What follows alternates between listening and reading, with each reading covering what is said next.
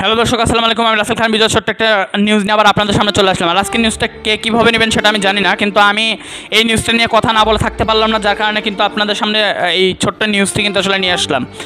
আপনারা জানেন যে হিরো আলম, যাকে ইউটিউব বলেন, ফেসবুক বলেন, ইনস্টাগ্রাম বলেন, যেখানে যে প্ল্যাটফর্ম, অনলাইন যে প্ল্যাটফর্মের কথাই বলেন না কেন, হিরো আলম নামক মানুষটাকে যে চিনে না এমন মানুষ হয়তো বা বাংলাদেশে খুঁজে পাওয়া যাবে না। শুধু বাংলাদেশে নয়, বিশ্বের বিভিন্ন দেশে হয়তো বা এরকম মানুষ খুঁজে পাওয়া যাবে না যে হিরো আলমকে আসলে চিনে না।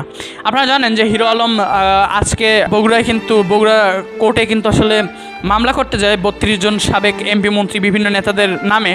সেখানে কিন্তু হয়তো আমি জানি না যে তারা কোন দলের, কিন্তু তাকে কিন্তু আসলে সেখানে লাঞ্ছিত করা হয়, তাকে কিন্তু আসলে গায়ে হাত তোলা হয়, যেটি নিয়ে আসলে এখন পুরো সোশ্যাল মিডিয়া কিন্তু একটা মানে কি বলবো, একটা মনে করেন যে ঝড় উঠে গেছে যে হিরো আলমকে মারা হয়েছে। আসলে কি ঘটেছিল এখানে, সেইখানকার আসল যে ঘটনাটি, সেই গোপন ভিডিওটি আপনাদের মাঝে আমি দেখিয়ে নিয়ে আসি।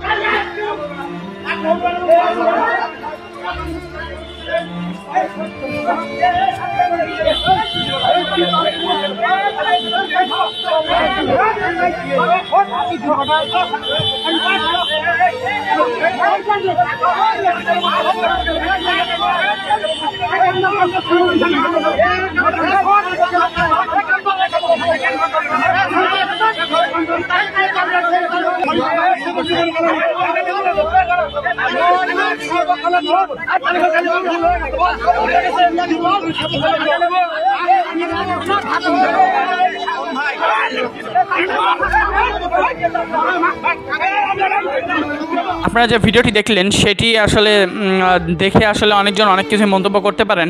আসলে হিরো আলমের একটা বিষয় মানে আমি বলবো যে ভাই, আপনার সঙ্গে আমার একটা ভালো সম্পর্ক ছিল একটা সময়, এখন হয়তো বা যোগাযোগ নাই, কিন্তু একটা কথা আপনাকে বলতে চাই, সেটা হচ্ছে সব বিষয় নিয়ে আপনি একজন মিডিয়া পার্সন, আপনাকে একটু বললে আসলে আমার জানি না ভুল হবে কিনা, তবে বলবারটা মানে আমি নিজের কাছে মানে না বলে শান্তি পাচ্ছি না। এজন্য আপনাকে বলবো যে আপনি একজন মিডিয়া পার্সন, আপনার উচিত মিডিয়া নিয়ে সামনের দিকে এগিয়ে যাওয়া। আপনার পলিটিক্যাল আসলে এইসব বিষয়ের মধ্যে আপনার না আসাই ভালো, কারণ প্রথমত আপনার মনে করেন যে মানে পিছনে যে একটা মানুষ সামনের দিকে এগিয়ে গেলে পিছনে যে একটা সাপোর্ট থাকতে হয়, সেটা কিন্তু আপনার কোনো সাপোর্ট নাই, আপনার ব্যাকগ্রাউন্ডে কিন্তু কোনো সাপোর্ট নেই, আপনার সাপোর্ট আপনি নিজে।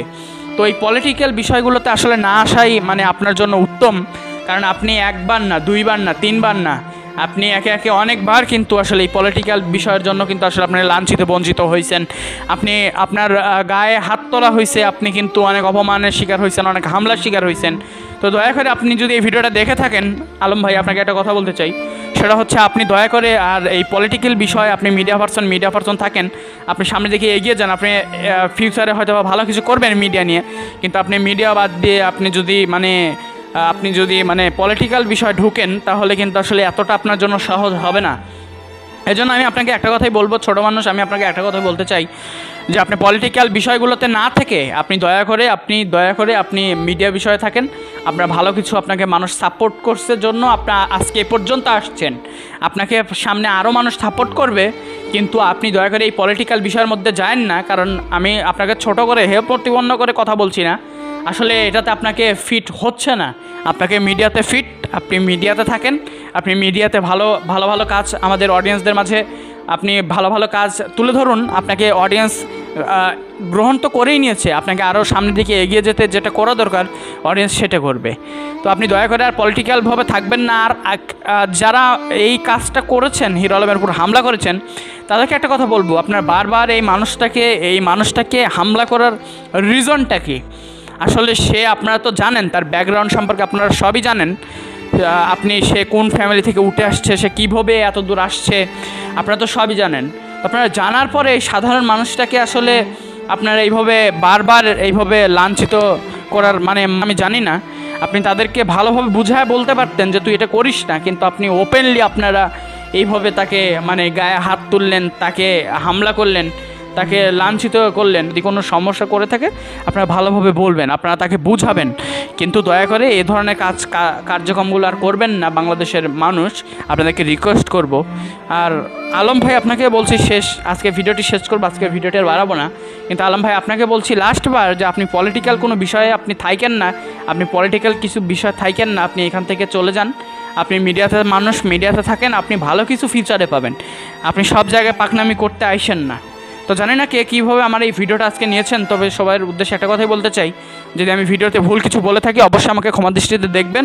এবং আমার ভিডিওটি যদি বিন্দু পরিমাণ আপনার মনে জায়গা করে নিতে পারে, তাহলে অবশ্যই এই ভিডিওটি শেয়ার করে আমাদের পাশে থাকবেন। পরবর্তীতে আবারও কোনো ভিডিও নিয়ে আমি রাসেল আপনাদের সামনে আসবো। ততক্ষণ ভালো থাকবেন। আসসালামু আলাইকুম।